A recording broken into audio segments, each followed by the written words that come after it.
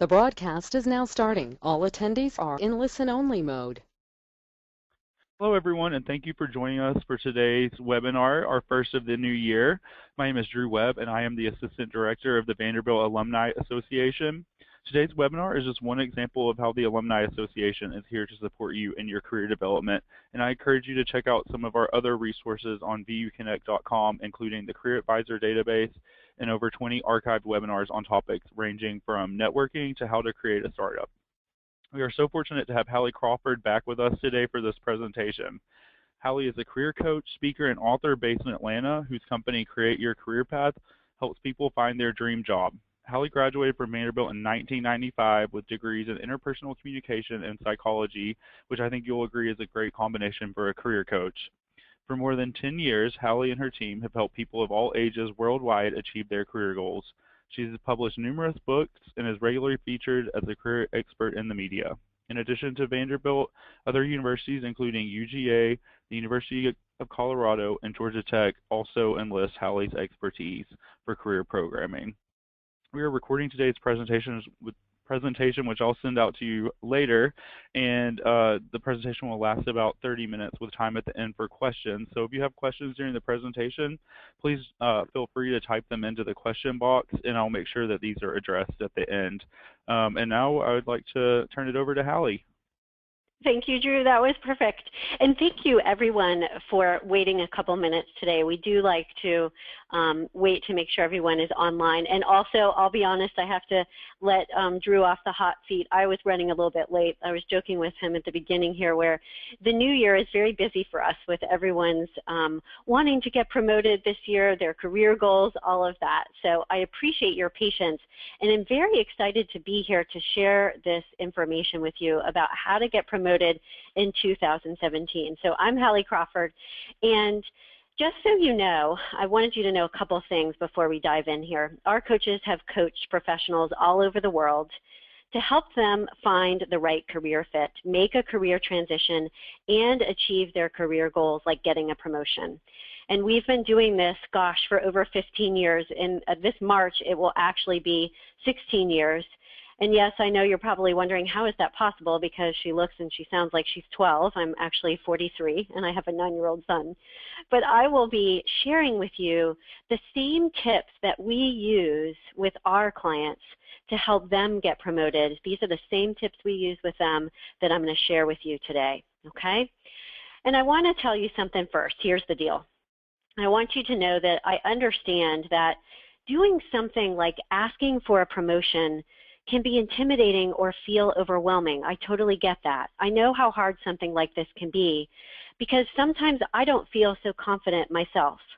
I sometimes suffer from what is called the imposter syndrome, even though I've been doing this for almost 16 years. Sometimes, for example, I feel like my business is successful because of luck rather than hard work or talent. We are great at what we do. Our satisfaction rating with our clients is 98%, but still, every once in a while, I have these doubts or fears that can creep in, and it can make me feel less confident and less willing or able to step out of my comfort zone to do something, like it might feel to you asking for a promotion, okay?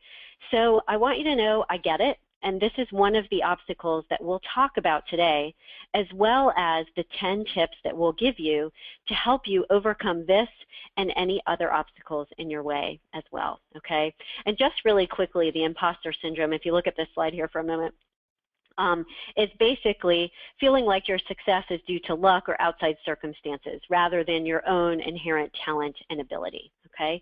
And it's something that's not a good thing. You want to get over and move past, okay? So here is our agenda. We are going to talk about the 3 common obstacles that we find to people getting a promotion. We're going to give you the 10 tips to get that next promotion or move up in your organization. And by the way, this could also be to move up at another organization, like in a different company if you think that's the right thing for you. And I would suggest that you do these, relatively speaking, in the order presented, okay? They tend to build upon the others as you go. You can move them around a little bit if you want, but think of that and consider that. And then really quickly, 4 basics to avoid in order to keep yourself in the running for the promotion, okay? So first of all, why is it important to address the obstacles first? So here's the deal. Like I was just mentioning before, applying for a promotion, it can feel overwhelming and like really competitive, right? And if you look at the stats on this slide, and if you tend to, keep track of these kinds of statistics, you can get kind of overwhelmed and it can freak you out, okay? So we don't want to focus on these. We want to focus on these other statistics on this next slide. Oh, and by the way, let me pause and say something. I will be sending Drew to send out to all of you a link to download the PowerPoint deck for today. So please don't feel like you have to be frantically taking notes. You will get the recording, but you'll also get the PowerPoint as well. So we want to focus on the good news here and these positive numbers. The good news in truth is that leaders are needed. If you look at these statistics, companies are still in need of qualified and engaged professionals to take the lead in their companies and improve company performance, okay? So you want to focus on the positive to keep yourself kind of in the game, if you will, your head in the game, okay? So here's the deal. These are the 3 common obstacles that we see, if you take a look at this slide here, that impact people in terms of preventing them from asking for the promotion or going for it. And you need to understand what holds you back first in order to overcome them, in order to move forward, okay? So before you work on these steps, I want you to do a gut check, okay? And think about this, and just kind of like an informal poll here, I want you to write down for yourself on your piece of paper, on your notes here, or whatever it is. I want you to write down the ones here that apply to you, okay, in order of the largest ones first. Because once you identify whatever the obstacles are, then these are either things you need to get coached on or talk to a friend or family member to get some advice on how to handle, okay? So here's the deal with these. So for unclear direction, we help people using our ideal career model to understand if they're in the right fit and if they're not, and what is the right direction. So you want to ask yourself and think about, gosh, am I satisfied? Does my job use my strengths enough, as much as I want it to? Do I even want to stay at this organization? So some people don't ask for that promotion or just do anything because they're like, I don't know, which direction I want to head. Okay, with the imposter syndrome or lack of confidence, you may have some of these negative thoughts. I don't deserve it, I don't know if I can do it, etc. Okay, affirmations, by the way, with this one can help. So starting to train your brain to think positively and say, okay, I do have transferable skills, and wait a minute, I did work on these 3 projects last year that would actually mean that I'd be more qualified than I thought I would in the first place, okay? So affirmations can help, as well as kind of talking back to these negative voices. Another thing that we have people do with lack of confidence is write down all of their accomplishments since childhood even, personal and professional, and that helps kind of boost them. And I would also suggest you have a running accomplishments document. We're going to talk about this in just a moment, actually, a running accomplishments document professionally so that you can see what those things are and present it to your boss when it's time to ask for the promotion. With the procrastination, this is a tough one, right? You might say, oh, I'm not ready. Oh, I don't have time to update my resume. I don't know what steps we need to take. Well, we're giving you the steps today, okay, so you can't use that one anymore. But the procrastination happens a lot to people. We had a client call us almost to the day one year in January, and he called me and said, oh, I'm interested in career coaching. I need to figure out my direction and move forward. And he decided not to, coach with us. And a year later, almost to the day, called us again, hi, I haven't done anything. I need your help now, because I thought I would get going on it and I didn't. So with the procrastination, getting a coach or an accountability partner and evaluating your schedule to create the time to make this happen is going to be critical, okay? And remember, everyone, you have to say no to some things in order to say yes to other things. So you might have to think, okay, what do I need to say no to in order to make this happen? Here's tip number 1. Once you've identified those obstacles and started to move them aside, it's time to update your resume. So you need to take stock, establish your goals, and refine your resume. So you do it in this order. So taking stock is you have to identify what have you accomplished since you last updated your resume and since your last promotion or being hired, okay? So you have to update your resume to reflect those accomplishments to date. You need to establish goals and a plan. Ask yourself these questions here. What position are you going for? Where is it? Is it where I am now or somewhere else? And what's the timeline? Do I want to get it right away when I have this meeting, or is it like a year out or 8 months out, okay? So you need to think about, will the promotion be available right away, or would it be later, and what your timeline is, and begin to consider what steps you need to take, okay? And then you need to update your resume and refine it for the position that you're going for, so personalize it. We always, by the way, suggest that people save one master copy of their resume that has every single thing on it and they don't touch it, so that when they're either applying for jobs or going for that promotion, you can adjust it based on what is relevant to place on your resume, okay? And remember too, with your resume, especially when you're applying or if you're applying for jobs elsewhere, you want to have a PDF version so that the formatting doesn't get messed up. You can email it that way. And a text version as well that you can copy and paste the text right into like an online job board without that getting messed up. Now, if you keep your resume up to date regularly, you can more easily apply when the position you want has opened up and without feeling overwhelmed. Too many clients come to us in a panic needing, I need my resume by next week. And it's hard to do that correctly and effectively under that kind of pressure. So we suggest that you keep your resume up to date about every 6 months. You check on this, and obviously you want to do it to get ready for the promotion. So I want you to ask yourself here, again, informal quick poll, ask yourself, is my resume up to date or not, and what is my new plan to make that happen, okay? And at least it needs to be every 6 months is what we say. By the way, as you're updating your resume, you need to make sure you have a professional profile or summary statement at the top explaining why you were qualified for the job. Add your transferable skills if needed to fill in those gaps if you don't have the exact specific experience. And it's okay to add things like volunteer or freelance work if needed, if you need to fill in some of those possible gaps, okay? Number one, update your resume. All right, tip number 2 is to create an accomplishments document. I referenced this just a moment ago. This is a separate document from your resume. You want to keep it handy on your desktop or somewhere handy where you can regularly access it and record your accomplishments, okay? Here are the things you can have on it. Measurable results, things you've achieved in your projects in the past 5 years or even from the beginning of your career. You also want to keep compliments from clients or testimonials from your peers, awards you've won, classes you've taken, projects you've worked on. I had a client who she created a brag book for her interview, and she had not just references but testimonials from some of her sales clients, as well as examples of some of the product launches she worked on, okay? So this accomplishments document can help you keep the running list throughout the course of this year, so when it's time, boom, you have everything handy, okay? And I would say to create a calendar reminder to take about 10 minutes every month to review it and update it, okay? Because then you can use this when it's time to talk to your boss and state the case, if you will, for that promotion. So tip number 3 is tell your boss that you want to advance, okay? So here's the deal. Many employees take it for granted that their superiors know that they want to be considered for a promotion, and you don't want to assume this. Communicate your desire to be considered for a promotion with your current boss if it's appropriate, right? In some cases it may not be. If it's a small company and it's for their job and you're wanting to maybe move to a different firm, okay, you don't say it. So of course, gauge your situation on a case-by-case basis. But for the most part, realize that you do need to let someone know you want to move up, whether it's your boss or maybe it's HR, for example, okay?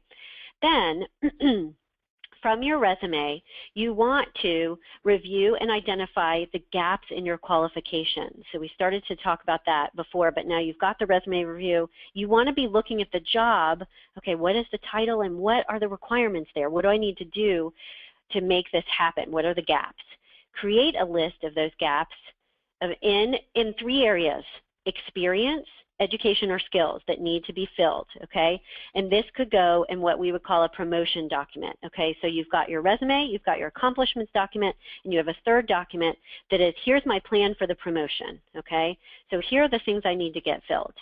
You could ask your boss, again, if appropriate, identify and ask for projects to fill those gaps.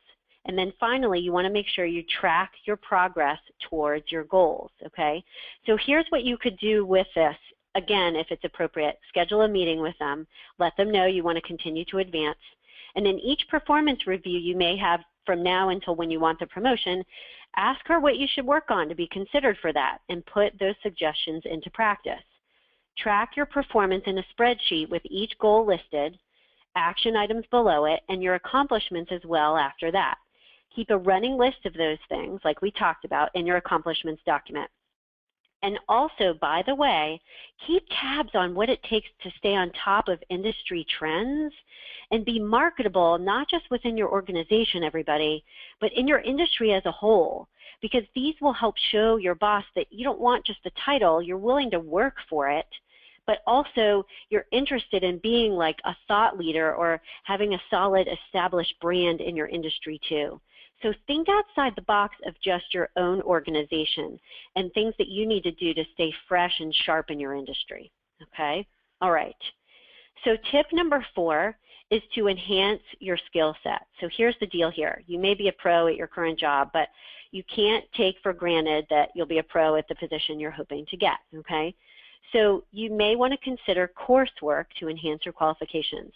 And you could, again, if it's appropriate, ask for your boss for ideas. You could ask your mentor for ideas or peers for ideas about classes they've taken or friends that work in your same industry, okay?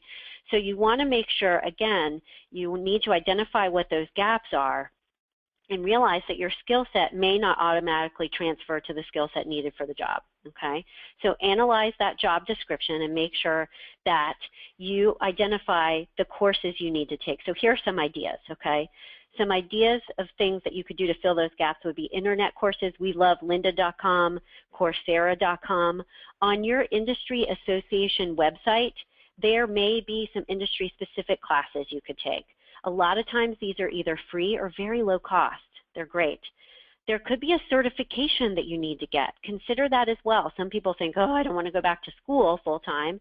Sometimes, and a lot of times, there are professional certifications that you can get.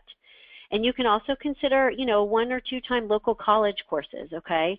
Here is what you could do, these kind of last 2 points here, sub-bullets here, is you can look at, to identify what classes you might want to take, you can conduct informational interviews with those in those higher level positions, like, are there any classes you took that you thought were helpful or good? And you can also research people's LinkedIn profiles in those positions to look at, okay, what skill set do they have and what qualifications do they have that I need to get? And they may have listed some classes there. This is a great place, by the way, to leverage your Vanderbilt alumni network to identify people to conduct informational interviews with. Those are warm leads for you. They'll be more likely to get back with you if you say, could I chat with you? I'm looking to get a promotion.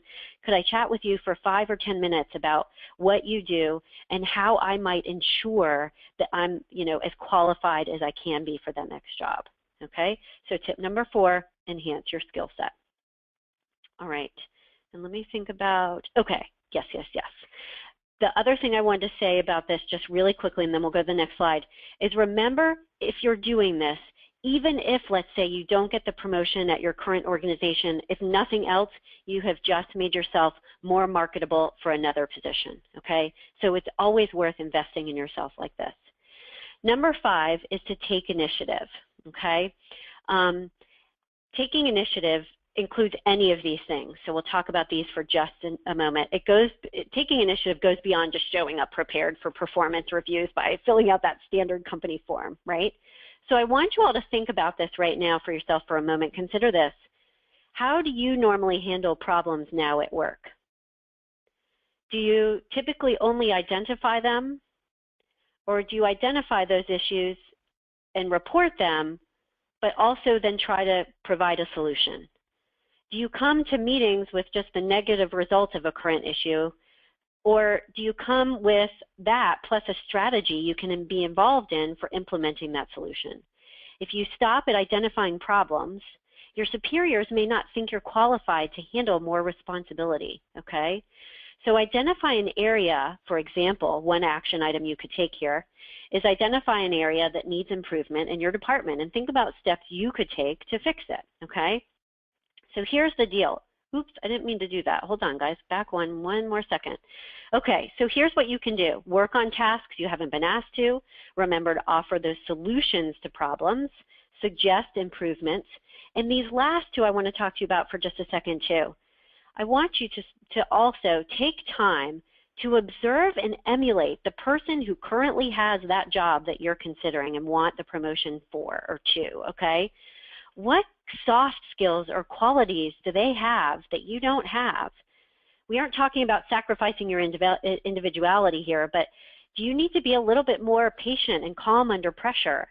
Do you need to be better at conflict management or take a crises or tough issues in stride more? Do you need to communicate more clearly and effectively? Could you dress more professionally? So create also a list of soft skills, things that you need to emulate more as well to develop over time. So it's not just the tangible hard skills of like, classes, etc., but how do you become that person that deserves that promotion? And as my mom always says, which I think is so smart, dress for the job you want, not the job you have. So start dressing that way, like the professional that deserves that promotion. It will impact your confidence and how you come across. So I would suggest as an action item from here as well, to determine the 3 things, or come up with 3 things, you need to work on to be the person who deserves that next promotion, okay? All right, tip number 6, talking about confidence already, piggybacking on being the person who deserves that promotion, remember that mental obstacles can prevent you from advancing and not just asking for that promotion, but being that person, right? So watch out for the imposter syndrome. If you feel like you're not qualified even though you are, or feel like you don't deserve a promotion, pay attention to that. Take a look at this slide here. Your attitude is critical. Your attitude affects your actions, which in turn affects your outcome. A huge percentage of our clients say they are their biggest obstacle to their career goals. And it goes back to the imposter syndrome like we said before right here, okay? I had a client who worked at Home Depot. She was very high level in marketing there. And she actually didn't have a college degree, but she had advanced enormously and very well and quickly without it. But she still felt like that was hard for her. She felt like it was luck, not her own effort and skills, like she'd been given a break and her bosses just really liked her, so they kept promoting her, which was not true. So we checked in with her about her confidence and her, her imposter syndrome and negative thinking. And these are some of the 3 things we did with her to build that confidence.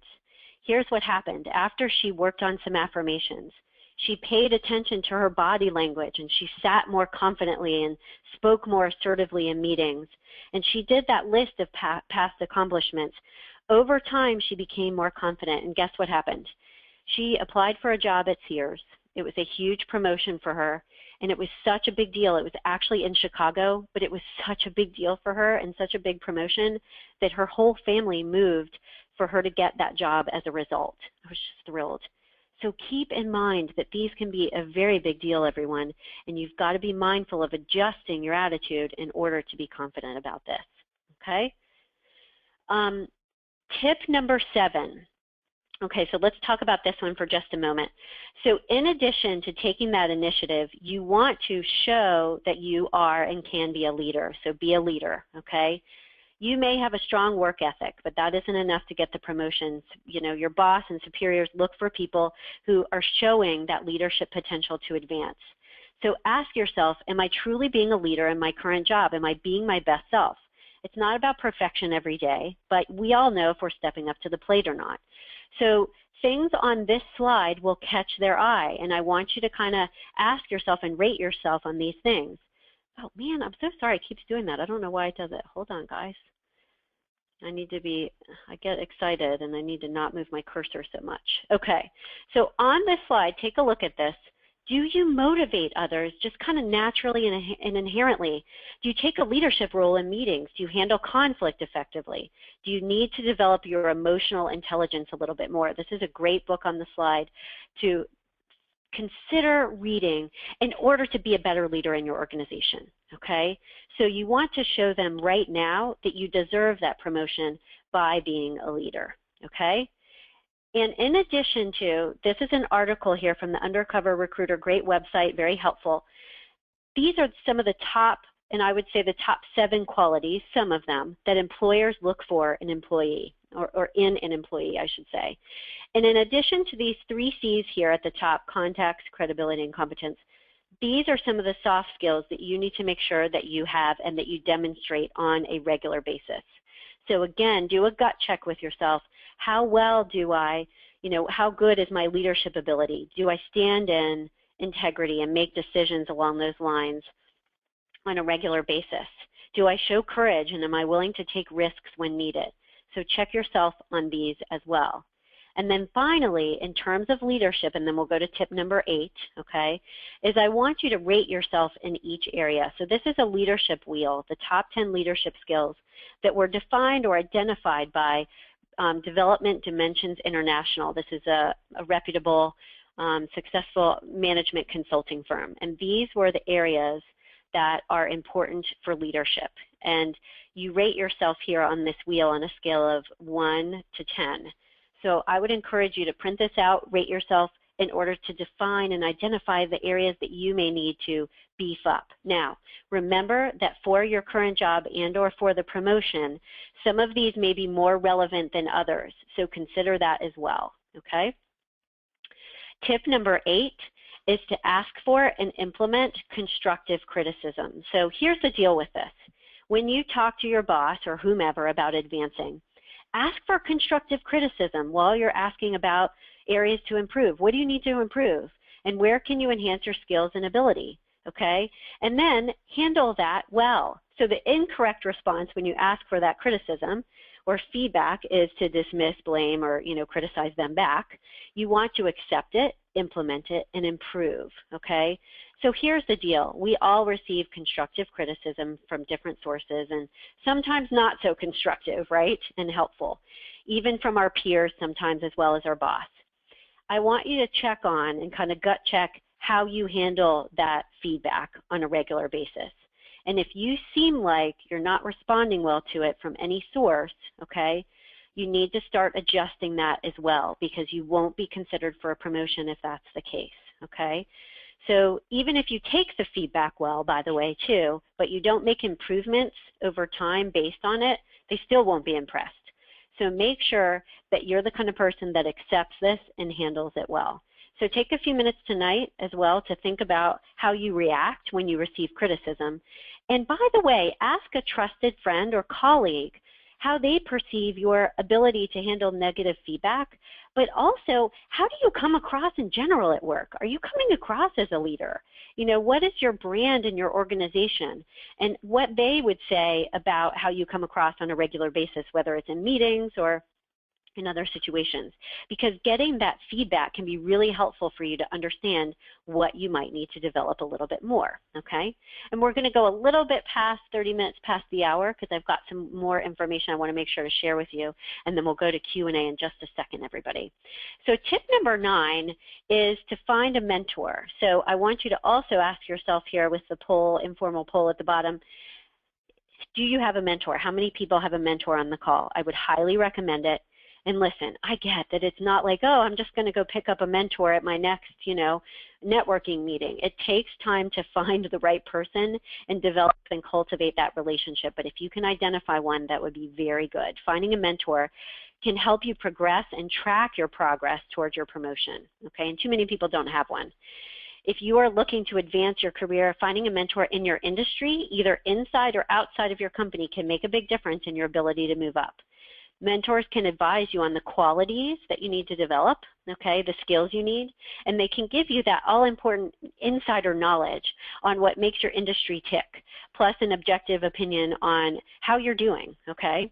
So mentors can give you advice on all of these things, and it can be very helpful because the difference kind of between a mentor and a coach, by the way, is a mentor has industry-specific knowledge, and they'll give you very specific advice, whereas a coach will help you with your career goals and how to achieve them and overcome obstacles and those kind of things, and working on your soft skills as well.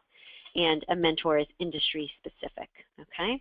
And tip number 10 is to prep and conduct the meeting. So when it's time to have that meeting to talk about the promotion, you want to prepare, like we talked about here on the far left, update your resume, review your accomplishments, create that brag book. Great. Just go down to Staples or Kinko's and have a nicely bound, document with multiple pages in it with your resume, qualifications. I had a client even put their StrengthsFinder assessment results in their brag book. It was good. Conduct that salary research as well to make sure that you know what the salary should be for that promotion. Have the meeting, be confident, present your case, and we do suggest that you give a presentation, even if it's something short and sweet PowerPoint deck, 6 to 10 slides at the most. You don't want to have too many, but we do recommend that you have something like that to share with them that keeps you organized and shows you have an agenda, but also that you can leave behind with them too. And when you ask for the promotion, make sure you ask for it at the end of the meeting and find out what the timeline would be. And if it's not immediate, what's the probability of it happening at all or in the near future? Pin them down and don't be afraid to ask what the timeline could be, okay? All right, 4 basics to avoid, and then we'll start to wrap up with some final slides. And I want you all now to start thinking about what your action steps need to be and come up with 2 in the next week, okay? So these are kind of some basics to avoid. Dishonesty and cheating, obviously. Being unreliable. Sometimes we do get kind of lax when we've been at a job for a long time. We start showing up a little bit later, skip out on a meeting, that kind of thing. Make sure that's not happening, especially during this time. Being negative, like we said, pointing out the problems but no offering solutions, and also handling personal matters too often at work. These things, get rid of them and avoid them as much as you possibly can in order to stay in the running, okay? I did want to mention one thing, and then we're going to look at, and I'm going to give you some examples of some action steps. We have our next Commodore Career Intensive starting next week, yay, February 8th. This is the perfect choice for you to get support on defining your career direction. So like we talked about at the beginning, if you are someone who your career direction is unclear for you and you need to figure out what your dream job is, this is the perfect webinar series for you. It's over the phone and online, just like we're doing today. It's 4 sessions. Highly discounted rate for Vanderbilt alumni, okay? It's $195 for the whole 4 sessions. You also get individual coaching with me, and you also get our Identify Your Ideal Career workbook that shows you everything you need to understand and do in order to define your direction. Feel free to contact me. This is the website here to register, and I will give you in a moment here a link that you can set up a time to chat with me if you want to ask any questions about that, okay? So 2 possible action steps. Come up with those for me right now, and if you would like to share them in the chat box in just a moment, feel free to do that too. We love that. But you can ask for that feedback. Another one could be updating your resume, creating the accomplishments document, talking to your boss, just like we talked about before, okay? So please start writing those down as we start to wrap this up. And if you need additional career assistance in general with this topic or anything else, I would be happy to offer anyone on this call today a complimentary career strategy session. If you sign up by January 30th, it'll be complimentary to get advice on your career goals. You can use this link. Reminder, you will get the PowerPoint at the end of this. And by the way, if you want to ask about the intensive, schedule that way as well, and I'm happy to chat with you. These are testimonials from that program, by the way. Okay. All right, Drew, we're getting to the Q&A part of this here. So I want to pause for a moment before we get to that piece, everyone, and I want to share this quote. This is my favorite quote. I share this every time I do the webinars because for me, it's so powerful, is remember that any change or goal we want to achieve requires some element of risk. It's just how it is. So keep in mind that the greatest risk in life is not taking one. And at the end of your life, you want to be able to say, look, I tried, even if I failed, right? But at least I tried to make it happen. And I know that's what you would want to say for yourself too. All right, so thank you all for being here today. We will go to the Q&A. So Drew, if you can start to field those, and I know at Sure. the moment, that'd be great. Just a few housekeeping things that came in. Again, we are recording the presentation today, and we'll send you a YouTube link to the presentation, and we'll also send you a link to Hallie's slides. So you'll get all that so you can reference this in the future. And the first question that came in, Hallie, is how do you position yourself as a candidate to be promoted to a position outside of your current field? Okay, So great question. You want to do a lot of the same things that we talked about today, but if it is outside of your field, you want to pay, sorry, I get so excited because I love doing what I do. You want to pay special attention to those areas where we talked about the gaps in qualifications and those transferable skills. And for you especially, what I would do is I would conduct informational interviews with people in that new industry so that you can get a sense of how your skills might translate or transfer over. So those for you are going to be even more important. And then you want to make sure that you articulate those effectively on your resume, and working with a resume writer for that can actually be really, really helpful, especially in this case, that you also reference it in your cover letter and that you've got the right kind of elevator pitch that positions you as, you know, I'm looking to get into this different industry and this is why I know I'll be capable of doing so. Great. And then another one that came in, I think it might have been before you went to your slide on the running accomplishment documents, but yeah. Can you just elaborate again on how you created and what you should put on it? Sure, absolutely. So to me, it's just a simple Word document that says accomplishments at the top. It's on your desktop, for example. And what you want to put there is you want to put any specific, wins in terms of projects. So like, I completed this project on time, under budget, and I saved the company X amount of money, let's say, or I raised this amount of money or whatever it is. But you can also put, in addition to accomplishments, testimonials from clients, compliments that you got from coworkers, like just record them, or ask them to send them to you. You can also put classes that you've taken, any awards that you received, and maybe even other special skills that you, added to your repertoire over the past year, even if it was through, not just taking a class, but through a project you volunteered for. Do you have any other resources similar to StrengthsFinder that you would recommend? In terms of strengths or identifying strengths and skills, that's the main one that I like. I mean, people can take Myers-Briggs, that's another one, the Highlands assessment too. Those are more expensive and they require like a coach or a certified person to interpret those results. So I really do like the StrengthsFinder a lot. It's kind of accessible. There is another website though that's called, I believe it's called assessment.com, and it's the MAP assessment. And it's another way to assess your interests as well as skills. And honestly, in our workbook that we use with our clients, there are a few free skills assessments that we found. So if you Google, free personality assessment, you'd be able to find some freebies like that too. Okay, here's another one. Hallie, I'm late in my career, approaching 60s, and wonder how I can change positions under a more limited career horizon. Yes. Okay. So one of the things I would be mindful of, and that's a really good question, one of the things I would be mindful of is the whole ageism, the possible ageism issue, and the possible being overqualified issue.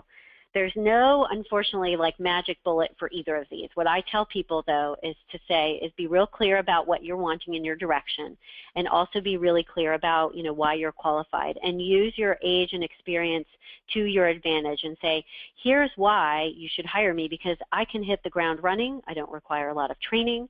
I have a lot of connections professionally, and I can leverage those. I can mentor other people, and I bring this extensive experience not just in terms of my career, but also, my personality, and you bring this life experience and wisdom to the table as well, okay? And I would be clear for yourself too, not just what kind of position you want, but how long you want to be there, okay? And what kind of is your timeline. For the overqualified issue, it's a tough one. I have had people, with their resume leave off, and actually this is a recommendation for everybody, but if there are jobs on your resume that are just so old that they're not really relevant anymore, and especially not relevant to the position, just remove them, and that's okay, because your resume is supposed to be something that has only relevant information, okay? And what you want to do is you want to be able to explain to them why you want the job. so that they understand that this may be a transition for you, or this may be more of like a passion project for you. And so you're not as hung up, let's say, on, gosh, I have to have this exact title, or you have to pay me so much. This is something I want to do for a different reason than before. Hopefully that was helpful. There's a lot of, different things to think about there. Okay, and we have one more, and this will be our last one. What is your advice for people whose career seems to have stalled due to having kids? This person says they haven't been able to advance as quickly as others who don't have kids. Yeah, that's a great question too. So I would consider a few things. Number one, I would consider if that's kind of an industry-wide issue in whatever industry you're in. Because sometimes, when someone does have kids and they need to spend more time and have a more flexible schedule or whatever, it can impact their ability to advance. For example, in some law firms, it's like that. So I would assess that first, but then I would say, okay, A, do I really want to advance? And B, is it less about advancing for me? Do I not really want that promotion anyway, let's say? I really just want to feel challenged and less kind of stalled and maybe bored. There may be things you can do, like take a class or take on a new project or something in order to kind of get the juices flowing again and get more excited about it again. But I would definitely talk with your boss too about, okay, I'm ready for the next thing, and find out what that list is of things that you need to do in order to move up. Because maybe part of it is you guys just haven't had a candid conversation about it. That's a possibility too. Okay, and we actually had one more come in, so we'll get that one. Any tips for tailoring a resume for a new external role? Should you have your bullet points aligned with exactly the job responsibilities? Yes, I would. You can have other bullet points as well underneath, each job, of course, because, it's going to encompass more things. But I would have the most relevant bullet points at the top, because remember, they're just going to glance through and kind of scan, and you want to make sure that the first things they see are the most relevant to that new position. Absolutely.